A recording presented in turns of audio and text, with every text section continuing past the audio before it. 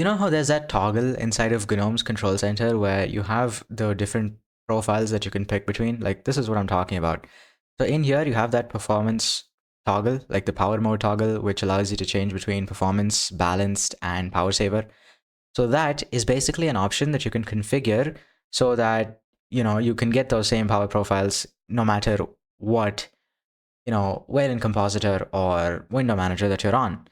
That tool is actually a little something known as Power Profiles daemon. Okay, so if you're on Arch Linux, you can install that with Power Profiles daemon, right? Just type that in. And by the way, if you're wondering what this I command is about, it's an alias. So in ZSH, we have this concept known as aliases, where we can just take a single letter or, a different string of letters. Let's say I make something like install, and then I can set that to equal a different command, something like sudo pacman-s, or I can just set it to something like yay-s.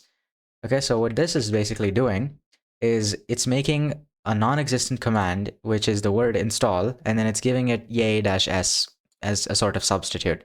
It's like, you can think of it this way. You can think of it like a shortcut. When you used to use Windows back in the day, you used to have those shortcuts on the desktop where you could double click the shortcut and it would basically open the program itself. So if you right clicked on the shortcut and then you went into properties and then you checked the shortcut's properties, you could clearly tell that it was a shortcut because, there was the shortcut little arrow icon that used to point this way. So you could tell that it was a shortcut, that it was just pointing to the executable that was in your C drive. Okay, kind of like the same thing over here, except what's happening is that you're just setting this word, the string of letters, to be equal to a different command. So that when you type this command, you don't have to, in fact, type the actual command out. Now with the a-s, it might not be as visible or as, game changing, or yeah, basically game changing. But if you have something like a really long command, something like sudo pacman-s to use Pacman to install your packages, if you're on Arch, right? Using install instead of having to type a space and then finding the hyphen on your keyboard and then capitalizing the S and doing all that stuff, you could just type in install and then the package name to actually install it. So if we were to just replace this with yay again, because that's what I'm currently using. Okay, so if I just type that in and then I hit enter, next time I try and type install, as you can see over here, it works. Like, it just works like a normal command. I can install something like C matrix. C matrix is like this, like if you watch the Matrix, you know what I'm talking about. Like how do you describe C matrix? I'll just show it to you. We'll just type this in. It's already up to date. Okay, we'll run C matrix, and like this is what you see basically. If you watch the Matrix, you'll know where this is from and what it's about. So basically, that's that. And by the way, because we have not, added this as an alias inside of our ZSHRC, this is ZSH, by the way, the shell that I'm using, you can't actually use this command anywhere else. So if I try to type install here, well, yeah, it's not an actual like command. So if we just type in help, yeah, it's a GNU core util. But because we added an alias for it over here, it's referring to yay-s. If we try to run the same command, something like install C matrix, it's going to complain and bark at us because, well, what are you trying to install here? Right? This is a completely different tool and utility compared to yay-s. Okay, so that is a cool little lesson on aliases for you over there. Now, this can actually be made really powerful if you do it the way that I've done it over here. So you see this, there's just one single letter for me to type in so that I don't have to type in, more than one letter when I'm installing packages. You can add in a similar sort of alias for removing packages as well. So you can type in U for uninstall or R for remove. So remove equals yay-rns. So yay-rns is going to remove the package along with any dependencies that it has. So when you type this in, okay, then let's say I remove C matrix, it's gone, right? But if I type that same remove command over here, it doesn't exist. You can see it by indicating, you can see it as indicated by this syntax highlighting over here. Okay, that's that. That's a quick little lesson on aliases for you in ZSH over there. Okay, now back to what we were doing. We were installing Power Profiles daemon. Now, cool little trick that you have going on in Pacman over here, which if you're using Arch Linux, which I'm guessing most of you are, okay, is we can pass in the -- needed flag. So when you do that, what happens is it only installs the package if it's not already installed. As you can see here, it's already up to date, so it's skipping the package. Now this becomes really useful. Let's say, for example, when you're installing your dot files. Okay, let's say you create a script to install all of your dot files, and then a part of that script is installing a bunch of packages so you don't have to manually install them yourself. You can add in these two flags, dash dash needed and dash dash no confirm inside of that script. Okay, so when you add these two flags, what happens is that it's basically going to not ask you for any confirmation. If any password is required, you can just type in like a command like sudo nmcli. Okay, and okay, now let me explain the reason to you why I chose to run the sudo command along with nmcli. So let's say we're going off on a bit of a side tangent here, but trust me, I'm gonna loop this back. This is actually going to be really helpful for you. Okay, let's say you wanted to update your system, okay, with yay-syu, and then you just wanted to, go and make a quick cup of coffee, or basically wanted to take a break. You didn't want to have to type the password every single time. Well, one tactic over here that you can use is, of course, you have to type in the password. One tactic you can use over here, instead of having to type in the password at sudo every single time, is basically you want to give this terminal like access to sudo, like access to be able to execute super user commands by running the sudo command beforehand. If that doesn't make sense, I'll just show you what I'm talking about. So if I run a command, something like sudo, okay, before that, let's first try and update, right? Yay-syu. First, it's going to ask me for the password. Okay, so I'll just type in the password.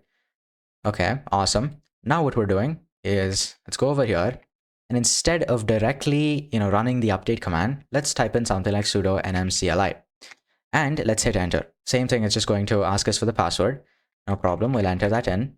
And as you can see over here, like this terminal that we have has been given super user access. So the next time we try to run yay-syu, it's not going to prompt us for the password again because this terminal already has super user privileges. Okay, now this becomes really useful when, again, as I mentioned earlier, let's say you're just tired of sitting here and attending to your system like it's a little baby. Let's say you wanted to go make a cup of coffee, or you wanted to use the restroom or something like that. So you might just wanted to start an update and then go and do whatever you wanted to. In that case, you can just run yay-syu dash needed. Well, not needed over here, but basically no confirm, and then hit enter. So that what happens is basically, the updates happen automatically, as you can see over here. Like it's just going on and updating. So if you want to like close something like this, you can just press Control C to get rid of it. And as you can see, term signal caught, it's going to exit. Okay, that is another pro tip for you there. And by the way, if you want to know more of these little pro tips that, I can't obviously cover the entirety of them in a single video, just click the first link in the description. Not just that, I show you how to make this power mode kind of toggle that we have in Waybar going on, along with all of the themes that you see over here. There's like 10 themes. If you haven't seen like a couple more themes in this video, is because in the previous videos is because I've actually, like hidden them because there were so many themes, and they can get a bit unwieldy if you want to, switch between all of them, which is why I just shortened the list down. But basically, as you can see over here, we have got some pretty good looking themes. As you can see over here, they look absolutely beautiful. If I show you W logout as well, ta-da, they look fantastic. If you want to know how to make this on your own system, like with your own themes, along with wallpaper-based themes, such as, lock screens that look fantastic like this, and a whole lot more without wasting like months of your time, okay? Because trust me, you have better stuff to do. Just click the first link in the description. I tell you, it's going to be the best investment that you'll have ever made. Like, I'm not even joking. If it's not, then I will gladly give you back all your money. But trust me, when I say that it's the best investment that you'll have ever made, like, I'm not joking. I truly, truly mean it. Okay? As you can see over here, it also adapts, right? The terminal and all of the other file managers and, VS Code and everything basically adapts.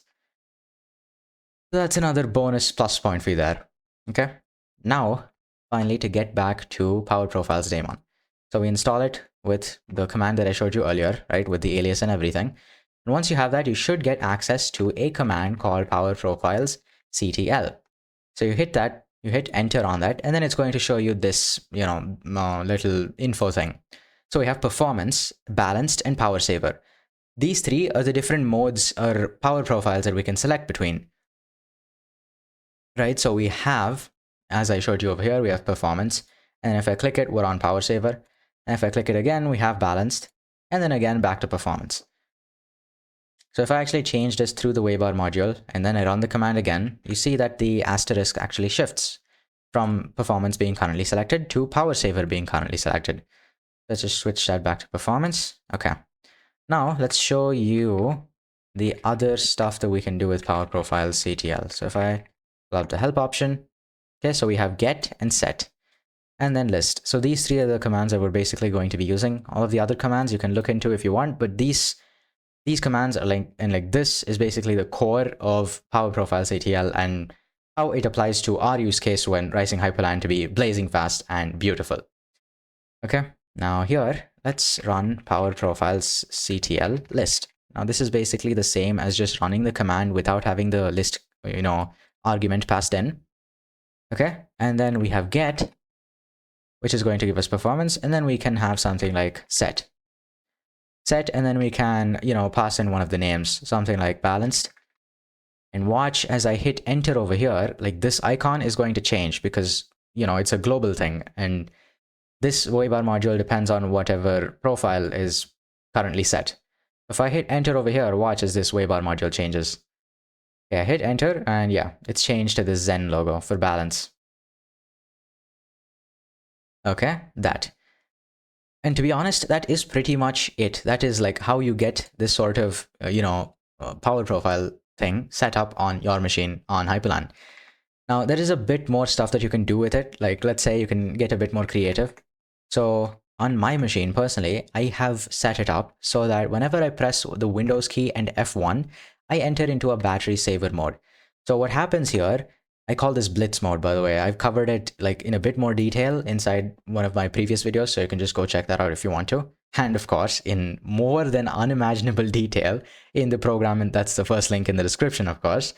But basically, this is a battery saver kind of, thing where if I press Windows key and F1, as you can see, it acts as a sort of toggle to switch between animations on, blur on, and all of that fancy stuff, and having that turned off so that, my laptop battery can actually survive and not die in 2 seconds. Okay, so if you noticed, let's just switch this back to performance. Okay, now if I press Windows key and F1 again, as you can see over here, the power profiles CTL command is going to be executed, and then the power profile is going to be switched to power saver. That's something really cool that you can do with scripting, which I cover in detail inside the Hyper Accelerator, which is the program's first link in the description. So yeah, I teach you how to make scripts that, can change stuff like this like immediately, along with changing the power profile and a whole lot more performance tweaks and, theme switching stuff like this. So yeah, just click the first link in the description. Check it out. I promise you, man, like I'm telling you, this has to be the best thing that you'll have ever seen. Okay? And yeah, that should pretty much be it on how you can get power profiles working on your own computer.